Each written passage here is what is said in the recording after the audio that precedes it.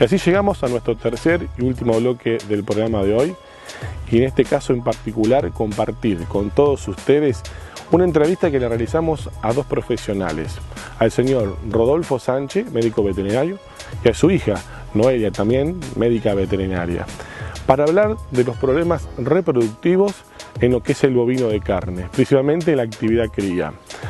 Charlando con Rodolfo y con Noelia, nos hace hincapié de que dentro de los diferentes pilares que tiene la producción de carne y lo que es la actividad cría y recría, la sanidad es fundamental, totalmente muy importante cuidar la etapa reproductiva.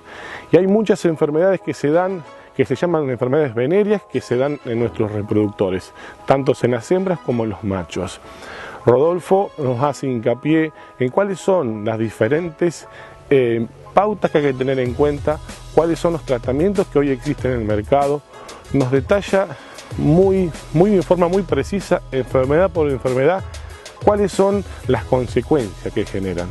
Muchas veces el productor argentino está acostumbrado a que si la vaca no queda preñada es por otras consecuencias, y en realidad el control sanitario reproductivo es muy importante. El toro hoy en día tenemos la garantía de que cuando se compra desde la cabaña vienen toros totalmente sanos, ya que es un toro que no ha entrado en servicio. Pero una vez que entra en servicio, son las vacas las que transmiten estas enfermedades. Y ahí la cosa se complica y muchas veces llegar a un óptimo diagnóstico no es tan fácil. Realmente son enfermedades muy complejas. Así que bueno, te invito a que te quedes ahí frente a la pantalla, porque viene una nota realmente imperdible con el señor Rodolfo Sánchez y su hija Noelia.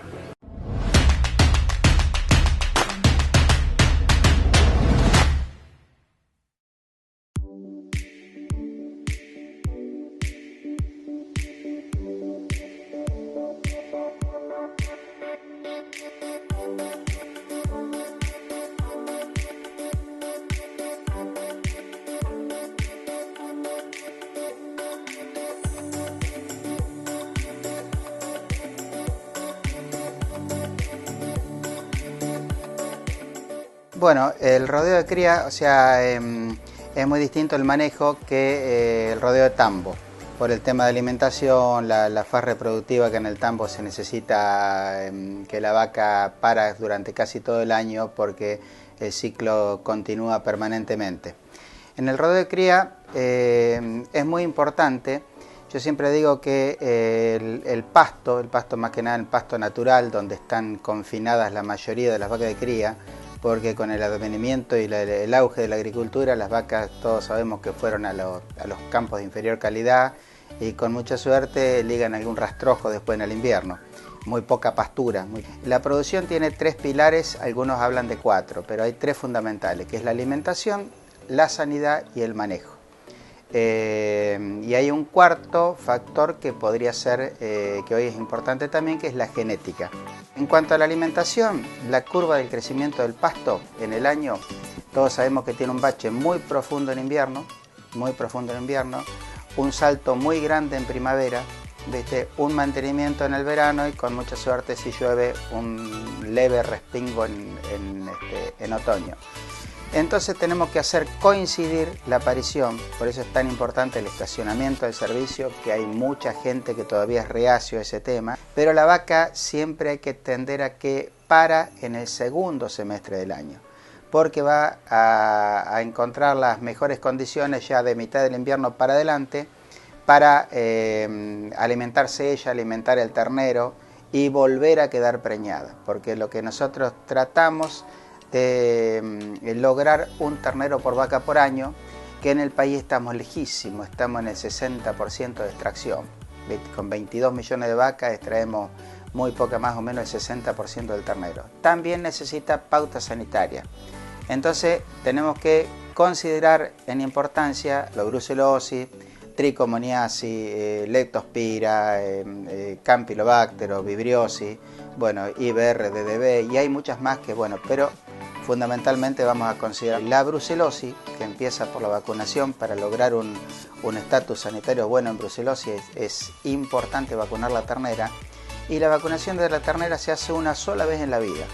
Entonces, y una dosis muy baja, una dosis de 2 centímetros. Y toda la ternera que va, o sea, habría que vacunar toda la hembra, pero fundamentalmente tenemos que ser prolijos en la ternera que va a seleccionarse para cría. En el toro hay venerias, hay enfermedades venéreas, que son la tricomoniasis, fundamentalmente la tricomoniasis y la vibriosis. Y la tricomona es un protozoo muy pequeñito que se aloja en la cripta del prepucio. El prepucio tiene como unas rugosidades y en esas rugosidades se aloja ese parásito. Entonces es muy importante, antes de iniciar el servicio, hacer por lo menos un raspaje o a veces 2 o 3, porque no siempre los raspajes son totalmente efectivos en el diagnóstico.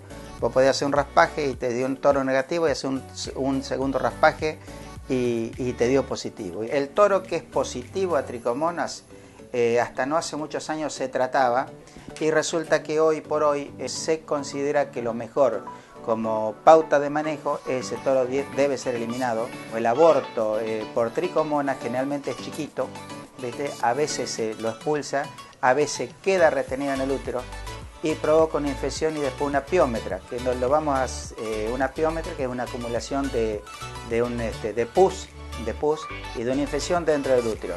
Cuando nosotros introducimos la mano en el momento del tacto, podemos diagnosticar esa piómetra, pero ya estamos fuera del momento de servicio, entonces ya es tarde. Es una vaca que te quedó estéril ese año y un ternero menos durante ese año. Entonces es una enfermedad muy importante de hacer el diagnóstico en los toros. Pasa lo mismo con la vibriosis o campylobacteriosis, que es otro bichito distinto, que también se diagnostica por el mismo sistema de raspaje y el envío de muestra al laboratorio. Es una enfermedad que se transmite por el coito, por el acto sexual. Entonces normalmente nosotros compramos un toro en una cabaña, teóricamente no tendría que estar infectado porque es un toro virgen. Entonces no debería estar infectado ese toro. Ahora los toros nuestros, de cada uno nuestro del rodeo, sí, porque nosotros podemos tener esa enfermedad latente, imperceptible, que simplemente vamos a tener menos terneros, pero muchas veces no nos vamos a dar cuenta.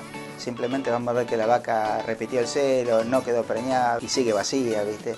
Y eso, por supuesto, es un mal negocio.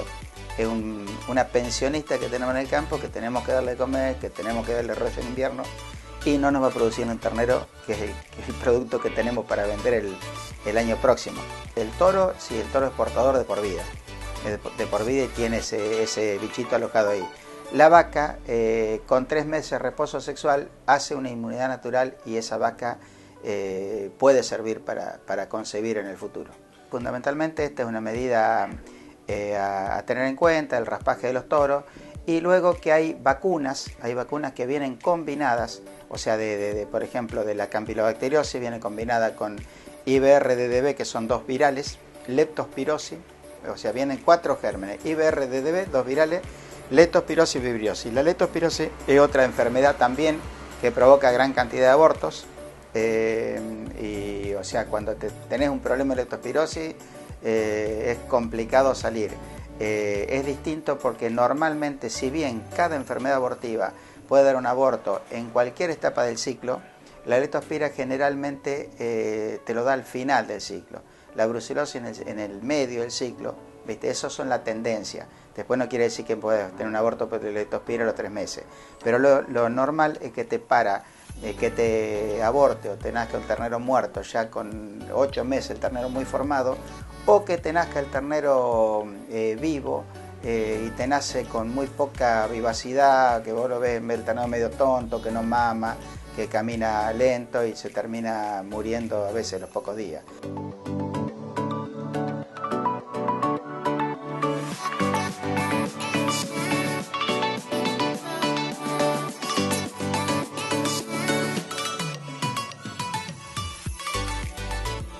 Otra de las enfermedades abortivas que comentaba mi papá, que se llama neosporosis, y que actualmente en Lincoln estamos teniendo serios problemas en los perros, en la clínica con los perros, porque en los perros produce signos neurológicos muy notorios, o sea, parálisis. Entonces el dueño claramente se asusta mucho y concurre a la veterinaria. Y nosotros ahí ya agarramos el final del ciclo. Es al revés, exactamente. El perro se contagia por comer carne cruda o placentas de fetos abortados, que es re común en los perros que son criados a campo, digamos, pero incluso en nuestra casa, con comer la carne sin cocinar. La vaca lo que hace es tomar el parásito del ambiente, la vaca lo incorpora, obviamente con la boca, va a su intestino y en vez de reproducirse en la vaca se va hacia los músculos. ¿Sí? Hace un tipo de reproducción que se llama asexuada, que va hacia los músculos. Y la vaca, si es una hembra, puede generar abortos en ese momento. También, por supuesto, como decía papá, tiene un periodo, normalmente después de los 3 meses genera el aborto, pero no es, o sea, eso es estadístico. Pero para cuando llegó al perro, el perro se tiene que haber comido las heces de la vaca infectada, ¿sí? O bien, obviamente normalmente no es que comen la materia fecal, por ahí comen algo que tuvo contacto con la materia fecal, o directamente, lo más común, la carne, cuando ya el parásito está adentro de la carne del perro, de la vaca, perdón. Ahí el ciclo del parásito termina dentro del intestino del perro y produce los signos clínicos en el perro, que son signos graves. Y hay otra enfermedad que produce algo muy similar, que por ahí no tiene tanta importancia en los bovinos, pero que es la toxoplasmosis, que es la más conocida por el tema de los gatos, que también se puede dar en el perro, pero que es más conocida por los gatos, que hace un ciclo similar. Como todas las enfermedades reproductivas, a nosotros en el perro nos importa porque es nuestra mascota, y en las vacas porque provoca aborto.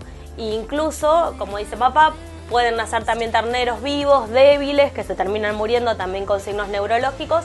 O en los machos produce pérdida de peso, son animales que no tienen ganancia de peso. Lo más común es que afecte a animales lecheros, pero también puede afectar a animales de carne.